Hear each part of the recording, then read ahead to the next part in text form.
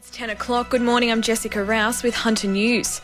Police have located a 3-month-old girl who went missing from Morisset on Sunday. She was located at a house on Valley View Crescent in Glendale and returned to her mother safe and well.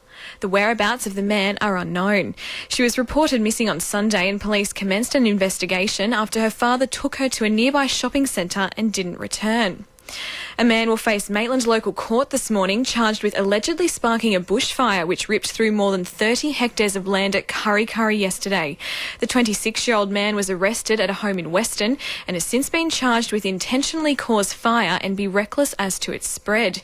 He was refused bail overnight and this morning he could face up to 14 years imprisonment. Police say residents in Kurri were particularly helpful in finding the man. Meanwhile, overnight rain has aided crews in containing what remains of the fire in Kurri Kurri. 33 hectares of bush near the indoor swimming pool was burnt and crews remained on the scene until midnight, mopping up what remained of the blaze.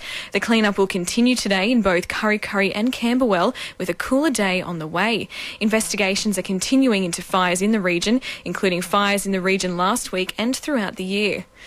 Port Stephens local area command officers have launched an investigation into the circumstances surrounding a fatal crash near Stroud yesterday. Emergency services were called to the Buckets Way at about 5:30 p.m. where they found a 44-year-old motorbike driver who died at the scene after allegedly attempting to overtake a truck before colliding head-on with a Toyota Hilux.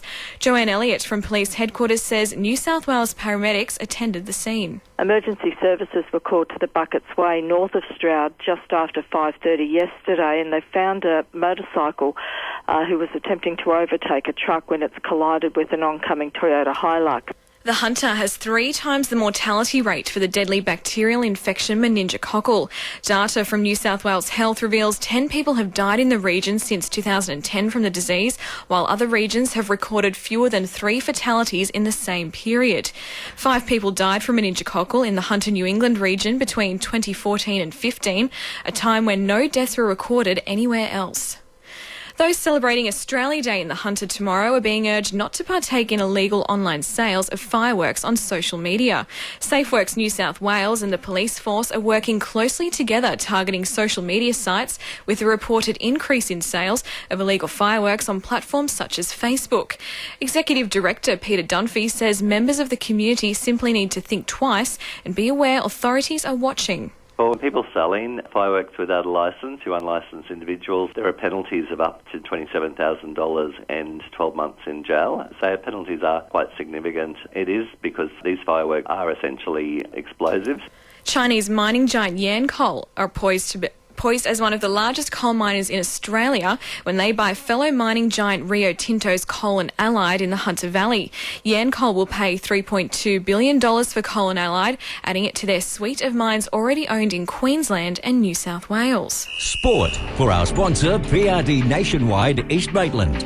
The Newcastle Jets will be making their way to Coffs Harbour today for their first home game up north. The match against Melbourne City will be held at Coffs Harbour International Stadium, with crowds of around 8,000 expected to attend. Around 250 Newcastle fans are also expected to make their way up the coast to support their team. The list of surfing stars headed for Newcastle continues to grow with next month's Surfest competition fast approaching. Joel Parkinson is the latest big name to be confirmed as a competitor. The event will be held at Merewether Beach from February 20 to 26.